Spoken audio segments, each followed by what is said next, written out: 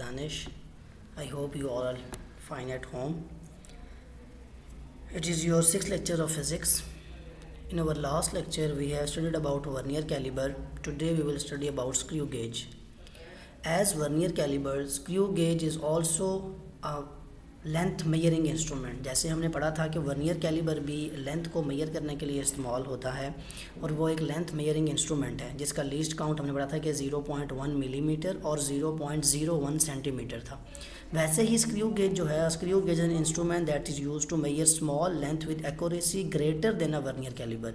Basically screw gauge भी एक length measuring instrument है और इसमें और वर्नियर कैलिबर में सिर्फ फ़र्क ये है कि इसकी जो एक्यूरेसी है वो ज़्यादा होती है वर्नियर कैलिबर से. मतलब इसमें जो लीस्ट काउंट है वो ज़्यादा होगा वर्नियर कैलिबर से.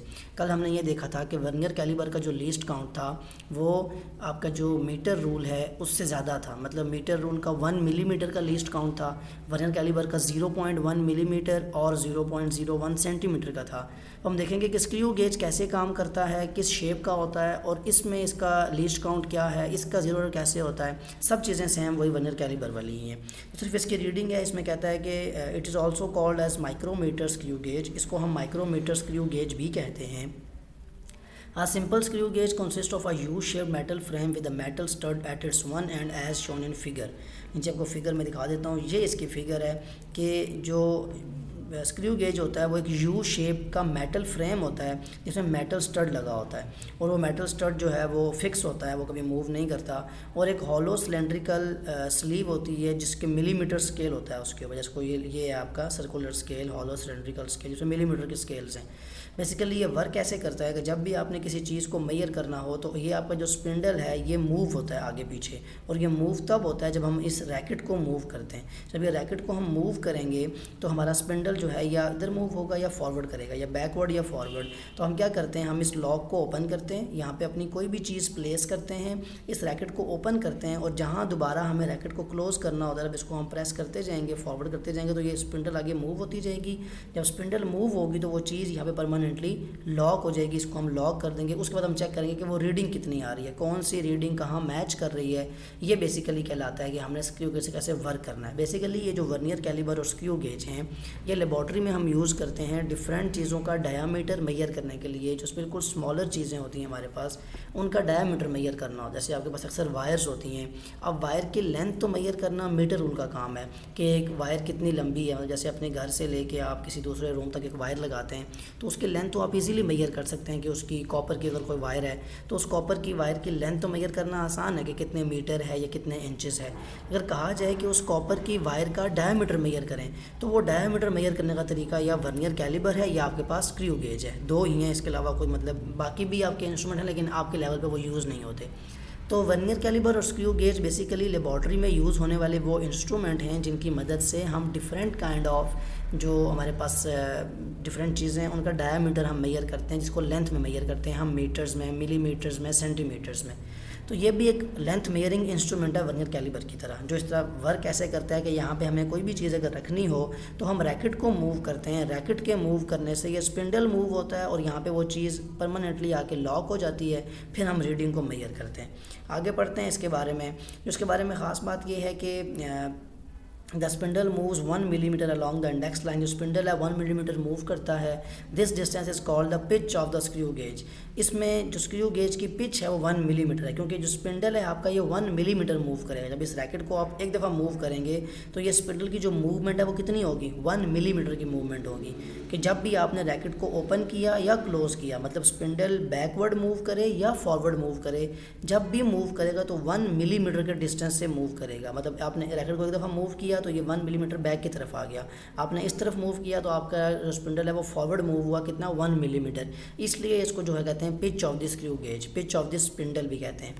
तो ये आपकी 1 मिलीमीटर होती है. एक ये बात याद रखने की है इसमें.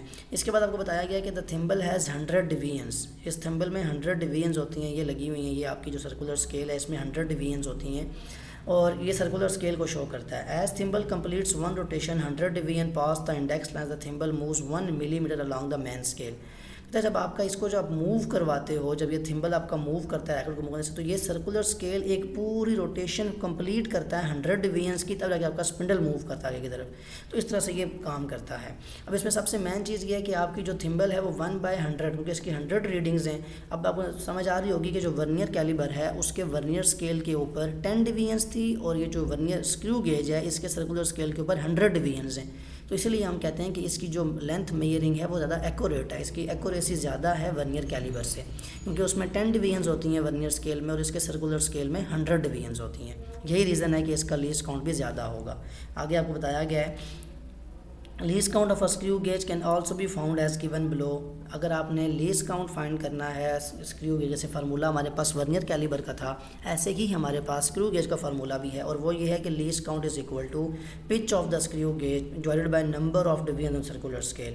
जब इनको डिवाइड करते हैं आप तो आपके पास इसका आ जाता है, बेसिकली मैंने क्या बताया अभी आपको कि इसका पिच क्या है 1 मिलीमीटर, और डिवीजन सर्कुलर स्केल पर कितनी है 100। तो जब 1 को 100 से डिवाइड किया तो मेरे पास आंसर क्या आया 0.01 मिलीमीटर और 0.001 सेंटीमीटर, यानी इसमें कितना डिफरेंस आ गया। वहाँ हमारे पास वर्नियर स्केल में 0.1 मिलीमीटर था, यहाँ पे एक ज़ीरो ऐड हो गया, और वहाँ पे हमारे पास 0.01 सेंटीमीटर था, यहाँ पे 0.001 सेंटीमीटर है। तो इसलिए लीस्ट काउंट जो है ये इसका ज़्यादा है स्क्रू गेज का, और इसकी जो लेंथ मेजर रहेंगे है वो एक्यूरेट है ज़्यादा वर्नियर कैलिबर से। आगे जैसे वर्किंग ऑफ स्क्रू गेज, जैसे वहाँ पे आपने मेजर किया था कि आपका ज़ीरो एरर जो होता है वो पॉजिटिव भी होता है और नेगेटिव भी होता है। Same goes in the screw gauge कि आपके पास अगर आपकी ये मेन स्केल की ज़ीरो की लाइन सर्कुलर स्केल की ज़ीरो की लाइन से मैच करती है तो आपका कोई ज़ीरो एरर नहीं है। अगर आपकी ये मैच नहीं करती, मतलब अगर आपकी ये ज़ीरो इधर है और देखें ज़ीरो यहाँ पे के नीचे लाई करेगा ना, यहाँ 15, 10, 5, तो ज़ीरो यहाँ के नीचे होगा। तो मेन स्केल का ज़ीरो इधर है और ये उसके बिहाइंड अगर नीचे की तरफ लाई करे तो आपका पॉजिटिव ज़ीरो एरर है। और अगर आपकी थर्ड डायग्राम में आपको शो होगा कि अगर आपके ज़ीरो से अबव ज़ीरो आ जाए तो अब आपका नेगेटिव ज़ीरो एरर है। जैसे वर्नियर कैलिबर में ये था कि अगर ज़ीरो से राइट साइड पे होगा तो पॉजिटिव, लेफ़्ट साइड पे होगा तो नेगेटिव, क्योंकि वहाँ पे मेन स्केल और वर्नियर स्केल दूसरे के ऊपर आ रहे थे, यहाँ पे दूसरे के साथ अटैच हुए हैं, जुड़े हुए हैं सर्कुलर स्केल और वर्नियर मेन स्केल। तो यहाँ पे आपकी अगर 0 सेम है तो ज़ीरो एरर नहीं है, अगर उससे अबव है तो नेगेटिव, अगर ज़ीरो से नीचे हैं तो पॉजिटिव। ये पॉजिटिव है बी डायग्राम, और सी डायग्राम में आपके पास नेगेटिव ज़ीरो एरर है। यही बताया गया है ज़ीरो एरर के अंदर का ज़ीरो एरर कैसे होता है। जैसे वर्नियर के मैंने कल समझाया था वर्नियर कैलिबर के अंदर कि ज़ीरो एरर पहले चेक होता है इंस्ट्रूमेंट का, अगर उसमें ज़ीरो एरर ना हो तो हम उससे बेसिकली वर्क कर सकते हैं। अगर उसमें ज़ीरो एरर आ रहा हो तो पहले हमें ज़ीरो एरर को ठीक करना पड़ता है, उसे हम कहते हैं ज़ीरो करेक्शन। तो जब भी किसी इंस्ट्रूमेंट में, चाहे वो वर्नियर कैलिबर है चाहे कोई भी इंस्ट्रूमेंट है, अगर उसमें ज़ीरो एरर आ रहा है तो पहले आप उसमें ज़ीरो करेक्शन करते हैं, चाहे वो पॉजिटिव हो चाहे वो नेगेटिव हो। आगे यही इसमें भी एग्जांपल दी गई है आपको, find the diameter of a wire using a screw gauge, कि अगर किसी वायर का डायमीटर मेजर करना हो तो आप क्या करोगे। सबसे पहले उसने स्टेप बताए हैं आपको कि close the gap between the, सबसे पहले वही आप रैकेट को मूव करोगे, गैप को कम करोगे, उसको वहाँ पे वायर को रखोगे।